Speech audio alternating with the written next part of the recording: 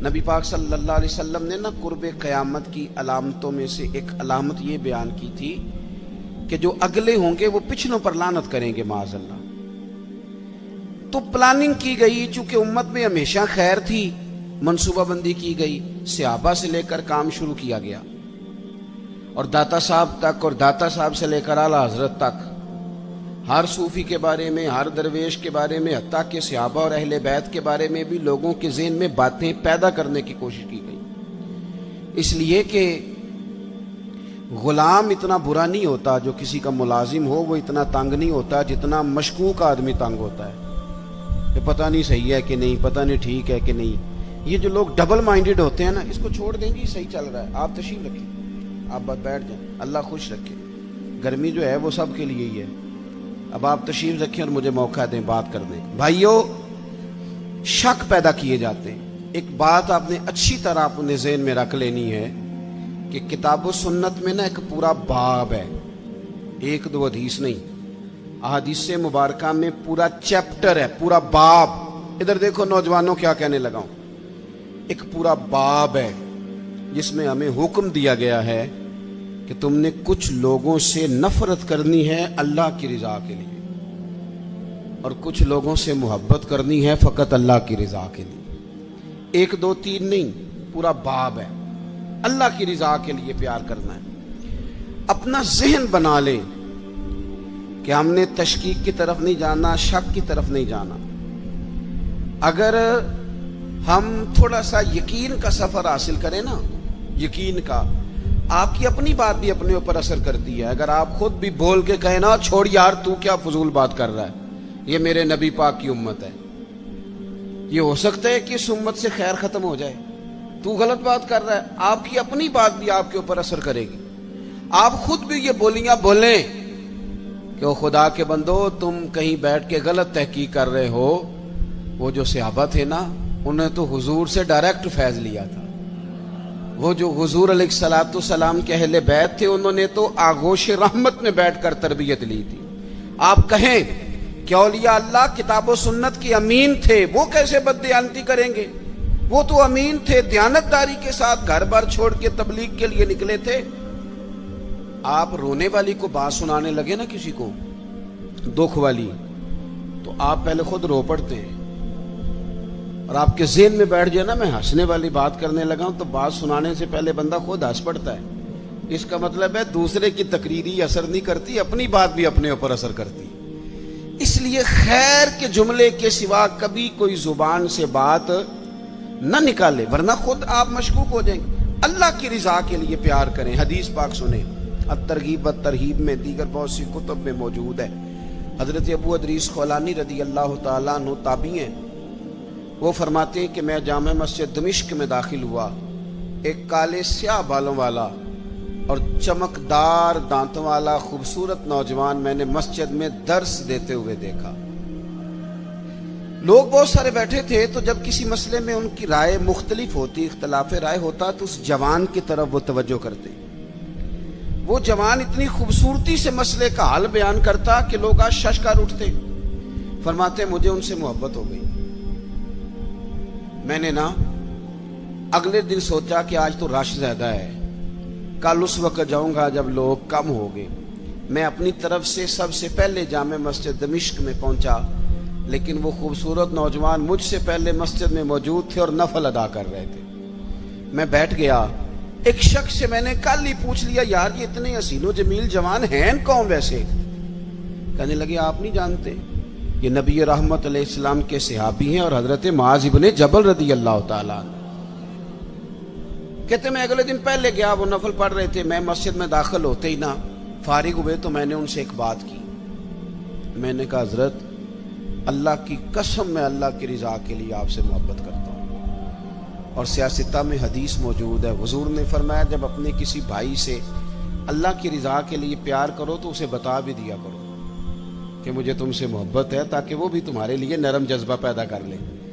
یا معاذ ابن جبل مجھے نا اللہ کی رضا کے لیے آپ سے پیار ہے، تو وہ صحابی تھے نا، وہ اس بات کا لطف لینے لگے، کہنے لگے ذرا سوچ کے کہو کیا کہہ رہے ہو، اس کا ذائقہ لینے۔ یہ شہادت گاہ الفت میں قدم رکھنا ہے نا، لوگ آسان سمجھتے ہیں مسلمان ہونا، تو یہ بڑا آسان کام لوگوں نے سمجھ لیا، دعویٰ کر دینا کہ میں فلانے کا غلام ہوں۔ یہ دعویٰ ہے۔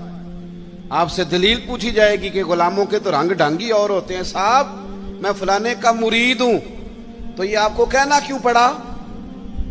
مرید تو کہتے ہیں اسے ہیں جو پیر کی مراد میں رہے، ہمیشہ اس کی طبیعت میں رہے، سوچ میں رہے، خیال میں رہے کہ ان کی چاہت کیا ہے۔ کہنا کیوں پڑا؟ کچھ تو ہے کہ جو آپ کو بتانا پڑ رہا ہے۔ کیوں نہیں آپ سے وہ خوشبو آئی جو آپ کے شیخ سے آتی ہے؟ یہ کیسے ہو گیا؟ بھائی فرمانے لگے، جب میں نے کہا نا مجھے محبت ہے، تو کہنے لگے سوچ کے کہو۔ وہ فٹافٹ نعرے قبول نہیں کرتے تھے، وہ سیانے لوگ تھے تو کہتے تھے پرکھ لے، ذرا سوچ لے، یہ کوئی آسان کام نہیں، پہلے ذرا تھوڑا سا نا غور کر لے، غور کر لے اچھی طرح۔ جب تیرا حکم ہوا ترک محبت کر دی، دل مگر اس قدر دھڑکا کہ قیامت کر دی۔ کہتے ہیں کہ میں نے نا پھر کہا حضور اللہ کی قسم مجھے آپ سے محبت ہے۔ تیسری بار کہنے لگے پھر سوچ لو۔ میں نے عرض کی حضرت معاذ ابن جبل سے، حضور سچ کہتا ہوں اللہ کی رضا کے لیے اللہ کی قسم آپ سے محبت ہے۔ فرماتے ہیں وہ میری بات سن کے اتنے راضی ہوئے کہ فرمانے لگے سن پھر ابو ادریس، میں نے خود نبی کریم سے سنا ہے، سامنے بیٹھ کے سنا ہے، آنکھوں سے دیکھ کے سنا ہے، اپنے کانوں سے سنا ہے۔ میرے حبیب نے فرمایا تھا جو دو بھائی اللہ کی رضا کے لیے آپس میں محبت کریں اللہ ان دونوں سے محبت فرماتا ہے۔ ہمارا لوگ مقدمہ تو سمجھیں، دراصل ہم کیا کہہ رہے ہیں؟ ہمیں کوئی ذاتی دنیا کا لالچ ہے ہی نہیں داتا گنج بخش علی اجمیری سے، ہمیں کوئی دنیا کا لالچ نہیں حضرت مجدد الفسانی سے، ہمیں کوئی لالچ نہیں دنیا کا حضرت بہاؤالحق نقشبند بخاری سے، کوئی لالچ نہیں بابا فرید سے۔ ہمیں تو اتنا لالچ ہے کہ جب ہم ان کے قریب جاتے ہیں تو ہم رب کی رضا کے لیے ان سے محبت کرتے ہیں، اللہ کا بندہ جان کے۔ اس لیے گمراہیوں کے سفر میں نہ پڑے۔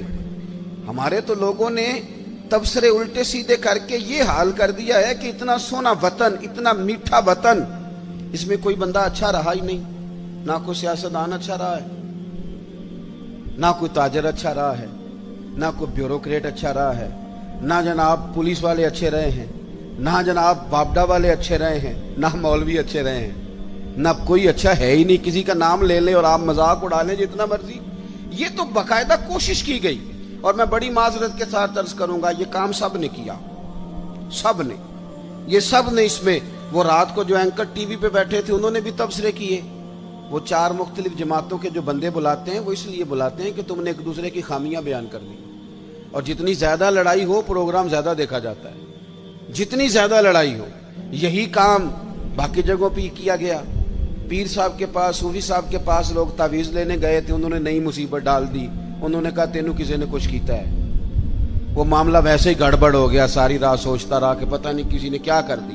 مذہبی سٹیج پہ لوگ آئے تھے، یہاں ان کا خیال تھا کہ شاید ہمارے لیے کوئی بڑی خیر کی بات ہوگی، نہ یہاں بھی کچھ ایسے لوگ آ گئے جنہوں نے بازو اوپر کر کے کہا کہ آج میں دسنا ہے اہل بیت دی شان کی ہے۔ او میاں تو کی دسنی ہے؟ اہل بیت دی شان تو اللہ نے قرآن میں بتا دی، حضور نے حدیث میں بتا دی، آپ کیا انوکھی بات بیان کریں گے؟ میں نے آج بتانا ہے بازو چڑھا کے کہ صحابہ کی عظمت کیا ہے، آپ کیا بیان کریں گے؟ آپ نقل کریں جو قرآن و سنت سے پڑھا ہے، اس کا ابلاغ کریں اور آپ جائیں۔ آپ انتشار کا کوئی کام نہ کریں۔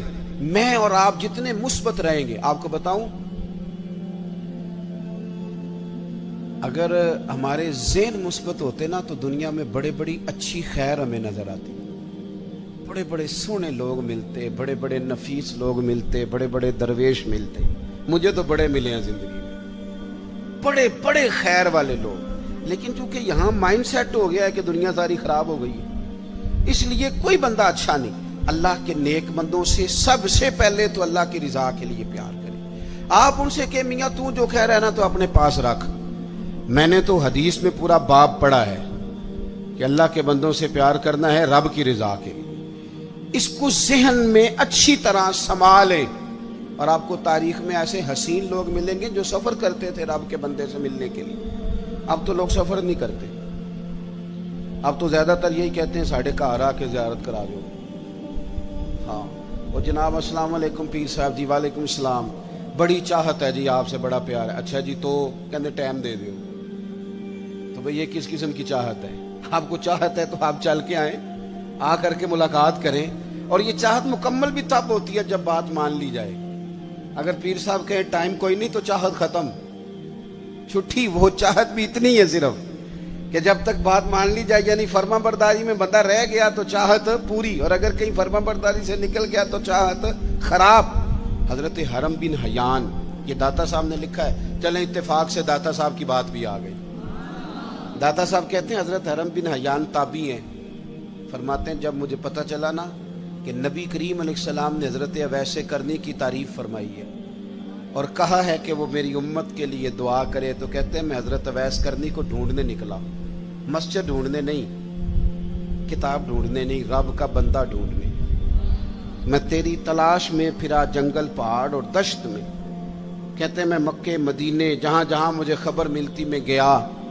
جہاں جاتا لوگ کہتے یار وہ تو بڑا دیوانہ آدمی ہے. یہ داتا صاحب نے لفظ لکھے ہیں. داتا صاحب کہتے ہیں حضرت اویس کرنی کا حال یہ تھا کہ جب لوگ ہنستے تھے تو وہ روتے تھے, اور جب لوگ روتے تھے تو وہ ہنستے تھے. اسی کسے دے کچھ نہیں جے لگتے کہ نہ کوئی ساڈا دردی. کوئی ضروری ہے کہ جس طرح دنیا چلائے ویسے چلنا ہے؟ آپ کا کوئی نظریہ ہو, آپ اپنے نظریے میں مست ہو کے زندگی گزاریں. فرماتے ہیں میں ڈھونڈتے ڈھونڈتے پہنچ گیا عراق. نہر فرات کے کنارے وضو کر رہے تھے اور میں نے وضو کرتے انہیں پا لیا. وہ فارغ ہوئے تو میں نے کہا السلام علیکم. پہلی ملاقات تھی. داتا صاحب کہتے ہیں حضرت اویس کرنی نے پلٹ کے دیکھا تو کہنے لگے وعلیکم السلام یا حرم بن حیان. کہتے ہیں میں نے کہا حضور آپ مجھے کیسے جانتے ہیں؟ تو کہنے لگے میں تجھے تو نہیں جانتا پر میری روح تیری روح کی جاننے والی ہے. یہ واقفیت ہے, دل کا ایک دوسرے کے ساتھ ربط ہے. فرماتے ہیں میں ان سے ملا, میں نے ان سے کہا کوئی نصیحت کر دیں. تو کہنے لگے پہلی نصیحت تو یہ ہے کہ آج کے بعد مجھے ملنے نہ آنا, اور دوسری نصیحت یہ ہے کہ جو رب نے تجھے دیا ہے نا اس پہ راضی ہو جا. ادھر ادھر جائے گا تو تو ناشکرا ہو جائے. جو اللہ نے دیا اس پہ راضی ہو جا, اللہ تجھے عزت والی زندگی عطا کر دے. اللہ کے بندوں سے فقط اللہ کی رضا کے, رب کی رضا کے لیے پیار کرے. دوسری بات, ہمارے یہ جو صوفیات تھے نا, اولیات تھے, یہ نظریاتی لوگ تھے, فکری لوگ تھے. جو فکری آدمی ہوتا ہے نا, نظریاتی بندہ, وہ زمانے کے مطابق نہیں چلتا, نظریے کے مطابق چلتا ہے. میں نے قرآن مجید کی آیت پڑھی ہے, اللہ فرماتے ہیں یجاہدون فی سبیل اللہ, اللہ کے بندے اللہ کے رستے میں جہاد کرتے ہیں. یہ نوجوان ذرا میری بات پہ توجہ کریں. یہ کہتے ہیں کہ شاید بندہ وہ ٹھیک ہوتا ہے جس کی مخالفت کوئی نہ کرے. رب فرماتے ہیں یجاہدون فی سبیل اللہ, وہ اللہ کے رستے میں جہاد کرتے ہیں. تو پھر کچھ لوگ ان کی ملامت کرتے ہیں, کچھ لوگوں کو اچھا نہیں لگتا دین کی تبلیغ کرنا, وہ انہیں برا بھی کہتے ہیں. رب فرماتے ہیں وَلَا يَخَافُونَ لَوْمَةَ لَائِمٍ, وہ کسی برا کہنے والے کی بات کی پرواہ نہیں کرتے. لوگ ملامت کرتے ہیں پر وہ پرواہ. تو یہ کون ہے؟ رب فرماتے ہیں ذَلِكَ فَضْلُ اللَّهِ, یہ وہ ہیں جن پر اللہ کا فضل ہے. اور یؤتیہ من یشاء, یہ وہ فضل ہے جسے رب چاہتا ہے عطا کرتا ہے. ہمارے بزرگوں نے کام کیا. لوگوں کو چونکہ اصل میں نا نظریاتی ہونا کام بڑا مشکل ہے. نظریاتی کسے کہتے ہیں؟ میں آپ کی اور اپنی سمجھ کے مطابق ایک بات عرض کرتا ہوں. بندہ پیر صاحب کے پاس گیا, اس نے کہا حضرت صاحب میں نے سارے ڈاکٹروں سے ملاقات کر لی ہے, رپورٹیں ٹھیک ہیں, حکیم سارے میں نے چیک کر لیے ہیں, معاملات ٹھیک ہیں, دم دروز تویز دربار آستانہ ہر جگہ ہو آیا ہوں پر میرے گھر اولاد نہیں ہوتی. اب آپ کو کامل پیر سمجھ کے آیا ہوں, آپ کوئی تویز کریں کہ کام ہو جائے. یہ اچھی بات ہے, اللہ کے بندے کو دعا کرنی چاہیے, پر نظریہ کیا ہے؟ نظریہ یہ ہے کہ رب کا بندہ اسے قائل کرے کہ اگر اللہ کا تیرے بارے میں فیصلہ یہ ہے نا کہ تیرے گھر میں اولاد نہیں ہونی چاہیے تو پھر تو رب کے فیصلے پہ راضی رہے. یہ نظریہ ہے. یہ لوگ نظریاتی تھے, یہ لوگوں کو قائل کرتے تھے کہ نظریاتی مسلمان بنو, فکری. اگر اللہ چاہتا ہے میں بیمار رہوں تو ٹھیک ہے, پھر جس حال میں رب راضی اس حال میں رب کا بندہ راضی. اگر اللہ چاہتا ہے میرا عروج نہ ہو میرا عروج, مجھے تھوڑے لوگ جانے, تو جس حال میں رب رکھے مجھے اس حال میں رہنا چاہیے. میں آپ کو اپنے سمیت ڈھیروں لوگوں کی ایسی بات بتا سکتا ہوں جن میں ذاتی کوئی کمال نہیں. وہ اپنی خوبیاں تلاش کرتے ہیں تو سوائے صفر کے کچھ ہاتھ نہیں آتا, لیکن پتہ نہیں رب کیا کام لینا چاہتا ہے. وہ خود ہی نظام بناتا ہے, لے لیتا ہے. تو زندگی میں نظریات, ہمارے بزرگ نظریاتی تھے, عقیدے پکے تھے ان کے, کچی پکی باتیں نہیں. ایک بات داتا صاحب کی سنیں پہلے. داتا علی اجویری کہتے ہیں کہ ایک نا ملنگ بازار میں سودا لینے آیا, اور ان دنوں آیا جب قحط پڑا ہوا تھا. مہنگائی بڑے عروج پہ ہو جائے تو سارے لوگ نہیں پریشان ہو جاتے. قحط پڑ گیا. چلیں مہنگائی والی مثال شاید زیادہ ٹھیک نہ ہو, چونکہ امیر لوگوں کو مہنگائی پریشان نہیں کرتی, یہ نہیں دیتے, کوئی اور مثال دیتے ہیں. جس طرح لاک ڈاؤن میں نہیں لوگ پریشان ہوتے. اب میرا خیال ہے سمجھ آ گیا مسئلہ آپ کو آسانی سے. یہ مثال دے رہا ہوں میں, تلک الامثال نضربها للناس. داتا صاحب کہتے ہیں قحط تھا, بارش نہیں ہو رہی تھی, جانور بھوکوں مر رہے تھے, ہر بندہ پریشان تھا. یہ دیکھیں ہمارے بزرگ تربیت کس طرح کرتے ہیں. فرماتے ہیں ایک درویش ملنگ غلام سودے والا تھیلا لے کے نا تو بازار میں ہنستا کھیلتا اٹکیلیاں کرتا پہنچا. بڑا ہنس ہنس کے سامان خریدا, کندھے پہ رکھا, اور اسی مستی میں لوٹنے لگا. تو سارے پریشان ہو تو ایک بندہ ہنسے تو بعض اوقات لوگ چڑھ بھی جاتے ہیں. کہتے کچھ لوگوں کو غصہ آیا, کہنے لگے ساری دنیا جو پریشان ہے, تجھے کس بات کی خوشیاں چڑھی ہوئی ہیں. وہ کہنے لگا تم ہوگے پریشان, میں جس سیٹ صاحب کا نوکر ہوں نا, جس آقا کا میں غلام ہوں, اس نے ٹائم پہ ہی گندم جمع کر لی تھی. اس کے بڑولے خزانے بھرے ہوئے ہیں, لہذا ہم بڑے خوش ہیں. داتا صاحب عقیدہ مضبوط کرتے ہیں, نظریہ دیتے ہیں. داتا صاحب فرماتے ہیں لوگوں, جتنا اس غلام کو اپنے سیٹ کے, اپنے آقا کے خزانوں پہ یقین تھا نا, اگر اتنا ہی تجھے اور مجھے رب کے خزانوں پہ یقین ہو جائے نا, تو پھر ہر روز سویرے اٹھ کے ہم غربت کا رونا نہ روئیں. پھر ہر روز صبح اٹھ کے ہم یہ نہ کہیں کہ اوہو اس ملک کا کچھ نہیں بن سکتا, یہاں تو سب لوگ دھوکے باز. پھر ہر وقت مایوسی کی گفتگو نہ کریں. نظریاتی اگر ہو جائیں, اعلیٰ حضرت فاضل بریلوی نے کیا کیا, نظریہ ہی تو مضبوط کیا. لوگ کچی پکی باتیں کرنے لگ گئے تھے. کوئی کہتا تھا کہ اتنا علم حضور کو ہے تو اتنا نہیں ہے. کوئی کہتا تھا جناب اختیارات اتنے اللہ نے دیے ہیں تو اتنے نہیں دیے. اعلیٰ حضرت بریلوی کے زمانے میں کوئی کہتا تھا کہ پتہ نہیں حضور قبل نور میں حیات ہیں, معاذ اللہ کے نہیں ہیں. کوئی شخص یہ کہنے لگ گیا تھا کہ جناب حضور کا خیال نماز میں آ جائے تو نماز نہیں ہوتی. اعلیٰ حضرت فاضل بریلوی فرمانے لگے کچی پکی باتیں کرتے ہو. جس محبوب کی محبت ایمان ہے, اس محبوب کے بارے میں شک پیدا کرتے ہو. آپ فرمانے لگے تم کہتے ہو رب نے اختیار دیا کہ نہیں, اور دیا تو کتنا دیا. فرمانے لگے ہم تو حضور کو رب کا شریک کہتے ہی نہیں, ہم تو حبیب کہتے ہیں. اور محب اور محبوب کا معاملہ اس طرح کا ہوتا ہے کہ میں تو مالک ہی کہوں گا, کیونکہ ہو مالک کے حبیب, یعنی محبوب و محب میں نہیں میرا تیرا. پھر آپ فرمانے لگے یہ کیسی بیوقوفوں والی بات ہے کہ نماز میں حضور کا خیال آ جائے تو نماز. کتنی آپ سادے انداز میں بھی اگر سمجھیں تو عجیب بات نہیں. آپ ذرا دعا پڑھیے جو نماز میں اختتام میں اکثر وہی دعا پڑھی جاتی ہے, وہ پڑھیے ربنا اغفر لی.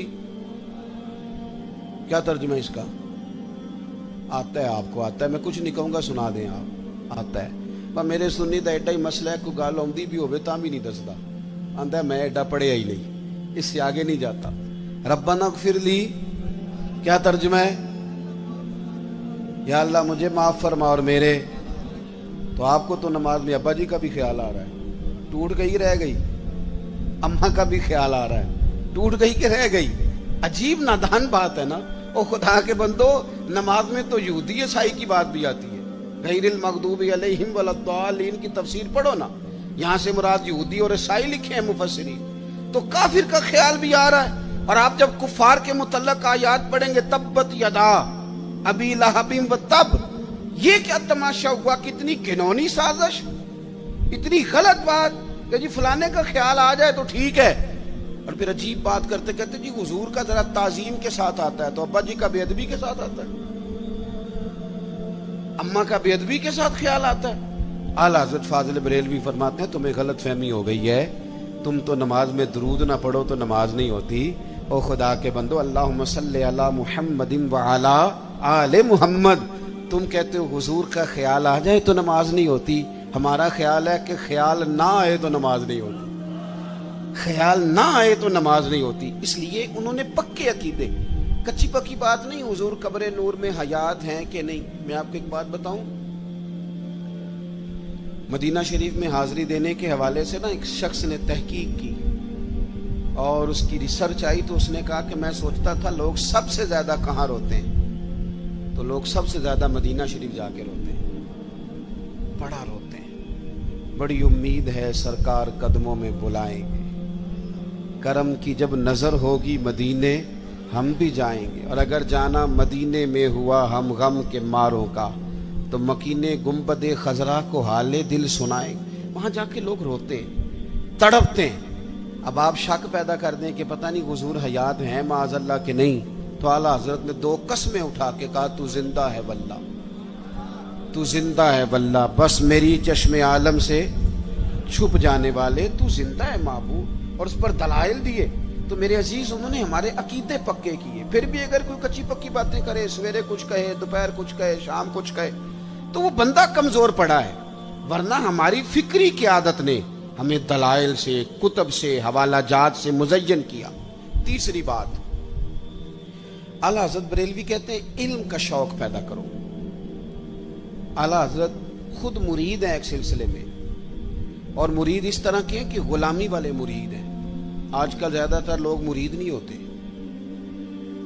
ناراض نہ ہونا، اگر کوئی پڑھا لکھا بندہ ہو تو وہ ویسے بھی مرید نہیں ہوتا، وہ اگر ہو کبھی تو خلیفہ ہی ہوتا ہے ڈائریکٹ، مرید نہیں ہوتا، مزاج نہیں، مرید ہونے کا مزاج نہیں، یہ طبیعت نہیں۔ آج کل لوگ شاگرد بھی نہیں ہوتے، ناراض ہو گئے آپ لوگ، ہو جائیں کوئی مسئلہ نہیں، میں نے تو ابھی چلے جانا ہے، ہو جائیں بے شک۔ آج کل لوگ شاگرد بھی اس طرح لگتا ہے کہ جس طرح کوئی امدادی کتاب نہیں ہوتی، اس طرح استاد سے کو تھوڑا سا گائیڈ لائن لیتے ہیں، ورنہ وہ شاگرد ہونے کو تیار نہیں ہے۔ میں صحیح بتاتا ہوں، بہت سارے شاگردوں کو میری ملاقات ہوتی ہے اور بعد میں وہ کہتے ہیں نا میں استاد جی کو بیٹھا سا، تو میں چونکہ دیہاتی آدمی ہوں، میرا 2 ڈنڈے لگانے کو بھی دل کرتا ہے، تجھے پتہ ہی نہیں استاد جی کے پاس کیسے آیا جایا کرتا ہے، تجھے خبر ہی کوئی نہیں۔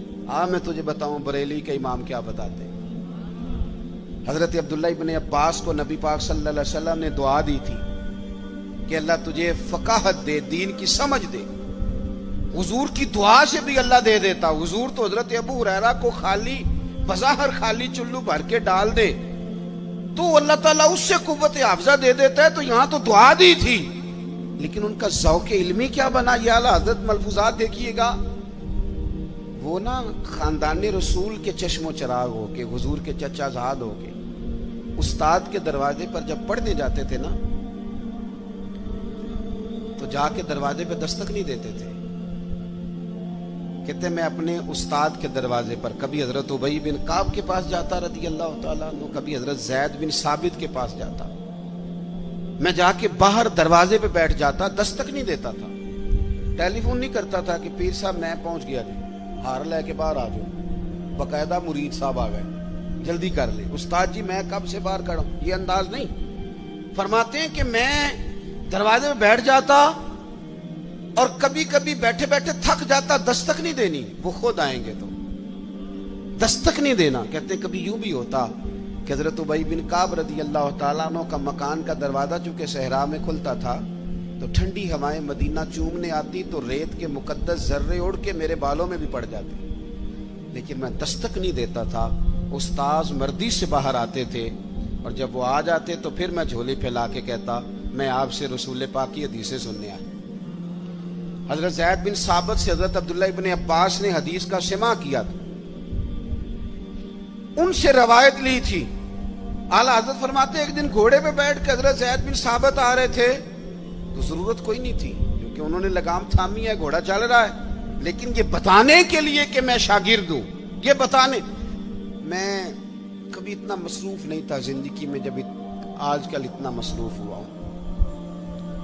کل میں نے ظہر کے بعد اسلام آباد سے کوئی 1 گھنٹہ اوپر پہاڑیوں پہ تھا میں، اور آج میں ظہر کے بعد آپ کے پاس ہوں، ابھی مجھے گوجرا جانا ہے اور پھر رات کو وہاں سے واپس لوٹنا ہے، اور کل ظہر کے بعد مجھے خانے وال پہنچنا ہے۔ कई दफ़ा एक पैर उठाता हूँ तो उठाया नहीं जाता, गाड़ी में बैठे बैठे हद हो जाती है। और इसके बावजूद लोग रोज़ाना 25-30 लोग हमसे नाराज़ होते हैं कि उन बड़े हो गए वो टाइम ही नहीं देते। इसके बावजूद ये हाल। कभी कभी कुछ चीज़ें मज़ा देती हैं। मैंने एक वादा किया हुआ था, लाहौर में किसी से मैंने जाना था, तो मेरे उस्ताद साहब का फ़ोन आ गया। मान लगे कितने में, ओ शागिर्दो तरस जाओगे नवाजों को, ये 2-4 जो रह गई हैं उनकी कदर करो। कितने में भाई? मैं उसकी थी हुजूर में कहा रहा। फरमान लगे परसों पिंडी जाना ही। मैंने चूंकि लाहौर वादा किया हुआ था, मैं क्या हुजूर मैं ज़रा उते की काम में परसों पिंडी की मसरूफियत है, तो मेरे उस्ताद हैं और ये बात उन्होंने की तो मेरा कद बड़ा हुआ। फरमान लगे तेनू वजाहत देना मैं ज़रूरी नहीं समझता, तू परसों सवेरे 9 बजे तैयार होके सड़क ते आवी जाना है। बड़े लोग दावत देते हैं, बड़े लोग पैगाम देते हैं, बड़ा प्यार करते हैं। आप यकीन करें मज़ा आ गया बात का। मुझे जो बंदा पूछे पिंडी खैर है, मैं क्या मैनू आप नहीं पता। घर वाले पूछते पिंडी खैर है, मैं क्या मज़ा बड़ा आना है जाने का, पता कोई नहीं की काम में। उन्होंने कहा परसों कभी मज़ा भी तो लो ना, कभी जायका भी तो लो ना। हमारे एक बुजुर्ग हैं, उनकी उम्र 65-70 साल है, उनकी वालदा इंतकाल कर गई। मेरे पास जुम्मा पढ़ते हैं तो मैं उनके घर ताज़ियत के लिए गया तो उनके बच्चे कहने लगे कि हमारी दादी की उम्र 100 साल से ज़्यादा थी पर अब्बा चुप ही नहीं करते, हर वक्त रोते हैं, इनको कहें कि हौसला करें। तो मैंने उनसे कहा कि भाई आप बच्चे क्या तो ठीक ही रहे हैं कि आप खुद 65-70 साल के हैं और आपके बच्चे बड़े हैं और शादीशुदा हैं, तो आप। उन्होंने बड़ी शानदार बात की।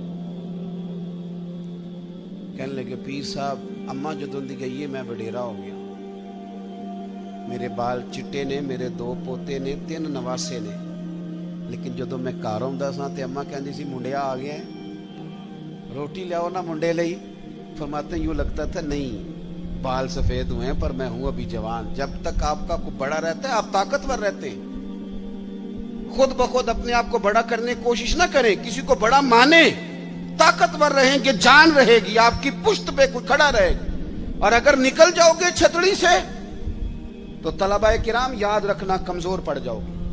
अगर पुश्त पे कोई होता है तो बंदा ताकतवर होता है। जरूरत नहीं थी हजरत ज़ैद बिन साबित रज़ी अल्लाह तआला अन्हु के घोड़े की लगाम थामने की। और आला हजरत फरमाते हैं कि आगे दौड़ के हजरत अब्दुल्ला इब्ने अब्बास ने देखा ना मेरे उस्ताद आगे, दौड़ के जाके घोड़े की लगाम पकड़ी। तो हजरत ज़ैद बिन साबित कहने लगे, हो मेरे नबी करीम अलैहिस्सलाम के चचा के बेटे, ये आप क्या कर रहे हैं? तो कहने लगे हमें बताया गया है, लफ्ज देखना मलफूजात शरीफ में आला हजरत ने लिखे, हमें बताया गया है कि उलमा का एहतराम करना। जब उन्होंने ये कहा तो हजरत ज़ैद बिन साबित घोड़े से नीचे उतर आए और नीचे उतर के हजरत अब्दुल्ला इब्ने अब्बास उनके शागिर्द थे, उनके हाथ चूम लिए। उन्होंने कहा जनाब आप ये क्या कर रहे हैं? फरमाने लगे हमें भी बताया गया है कि खानदान रसूल का एहतराम करना है, हमें भी ये सबक दिया गया।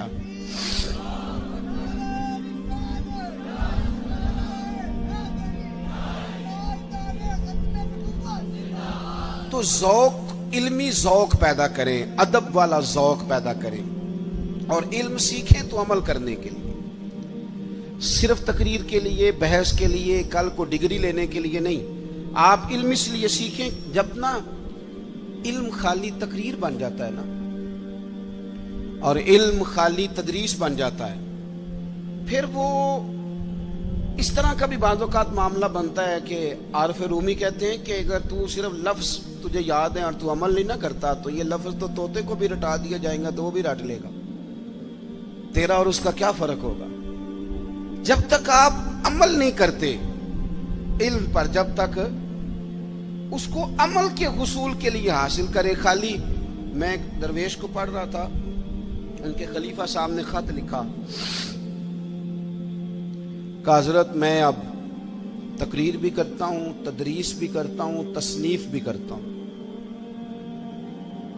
तो उन्होंने जवाब में शाबाशी नहीं दी बल्कि फरमाने लगे बेटा ये तो काम तुम लोगों के लिए करते हो, अपने लिए क्या करते हो? सहरी के वक्त उठ जाते हो नफल पढ़ने के लिए, तिलावत कुरान रोज होती है, सजदे का ज़ौक़ हासिल है, दुरूद व सलाम की तबीयत है, ये तो लोगों के लिए काम है ना सारे। बड़ी अच्छी बात है, दीन की खिदमत करते हो, पर अपना भी तो बताओ ना।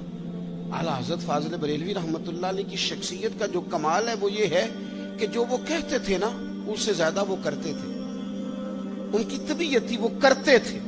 आप जब तक अपनी जिंदगी में अमल को नहीं लेके आते, दाता साहब रहमतुल्लाह अलैह किसी से फरमाते हैं कि मुझसे किसी ने पूछा है कि कोई चिल्ला बताएं। ये लोग सलूक से वाबस्ता होते हैं ना, ये पूछते हैं चिल्ला करना है, वजीफा करना है। उनका ख्याल होता है कि 40 दिन पीर साहब ठंडे पानी में खड़ा कर देंगे तो फिर मेरे हाथ शायद को 4 जिन लग जाएं। तो कहते हैं लोग पूछते हैं चिल्ला वजीफा, तो आप फरमाते हैं मेरी नजर में सबसे बड़ा मुजाहिदा चिल्ला जिहाद, इल्म हासिल करना और उस पर अमल करना। इससे बड़ा चिल्ला कोई नहीं। ये चिल्ला लगाएं, आप करें, अमल वाली जिंदगी गुजारें, बदअमली वाली, जितना सीखे उस पर अमल करें।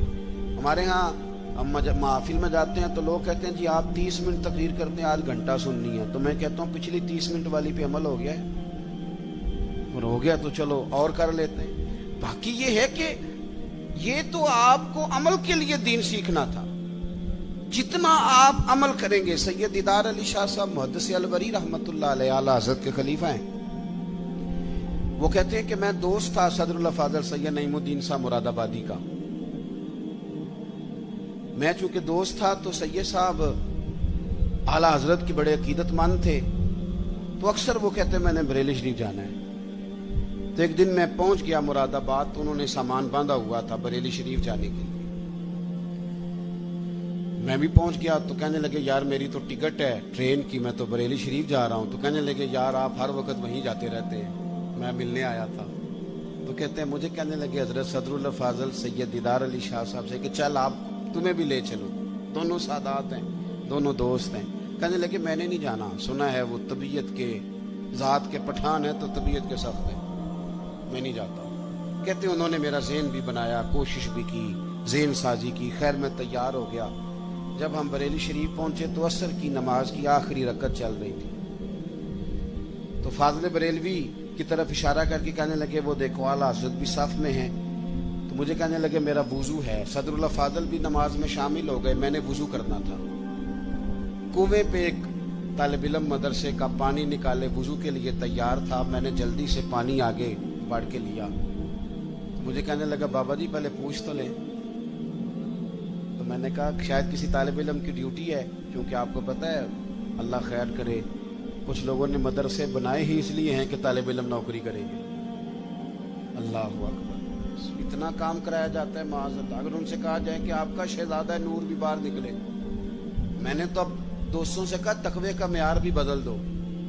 पहले कहते थे ना जी हमने कभी मदरसे की रोटी नहीं खाई। मेरे ख्याल में तकवा यह है कि खाया ही मदरसे की करो, पता चले बच्चे बेचारे क्या खाते हैं, यही खाओ ताकि तुम्हें समझ आए।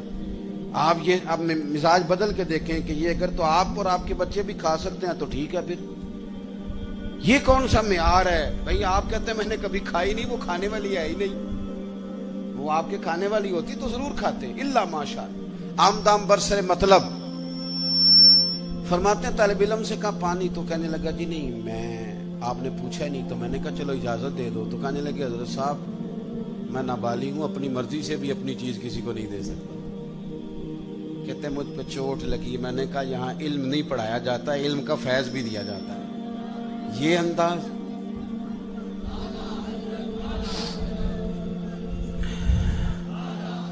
सुनेंगे जी आप।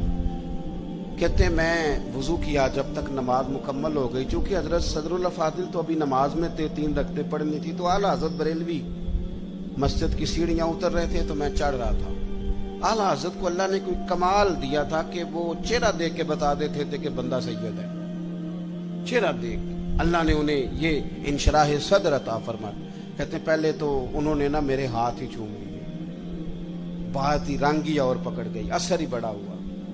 तो मैंने पूछा तबीयत कैसी है? तो कहने लगे मौलाना तबीयत का क्या बताऊं, जात का पठान हूं, तबीयत जरा सख्ती है। क्योंकि पठान हूं तो तबीयत जरा मेरी सख्ती है। कहते हैं मैं समझ गया। बस फिर हजरत सदरुल्लाह फाज़िल अगली सुबह कहने लगे चलें। मैंने कहा आपने जाना है तो जाएं। मैं जब तक दूर था बात और थी, अब तो हुजूर में हूं, अब तो बात और है। तो मेरे भाई इल्म का फैजान हो, उस पर अमल हो। आखिरी बात جو آپ کی خدمت میں عرض کرنی ہے بڑے درد کے ساتھ، وہ یہ ہے کہ ہمارے جتنے بزرگ تھے نا، صوفیاء تھے، اللہ والے تھے، ان کے دلوں میں نا دوسروں کے لیے بڑا درد رہتا تھا۔ ہماری طبیعتوں میں نا خود غرضی پورے عروج پہ آئی ہے۔ دوسروں کے بارے میں ان کی طبیعتیں، جتنے بھی کام کرتے تھے امت کی، ملت کی خیر خواہی کے لیے کرتے تھے۔ ہم الا ماشاءاللہ جو قدم اٹھاتے ہیں تو وہ اپنا نفع نقصان دیکھ کے اٹھاتے ہیں۔ جب تک آپ کے دل دوسروں کے حق میں نرم نہیں ہوتے، غریب آدمی جو ہوتا ہے نا، یہ سیاںا نہیں ہوتا۔ غربت نے میرے بچوں کو تہذیب سکھا دی، اب سہمے ہوئے رہتے ہیں، شرارت نہیں کرتے۔ غریب سیاںا نہیں ہوتا، کیوں؟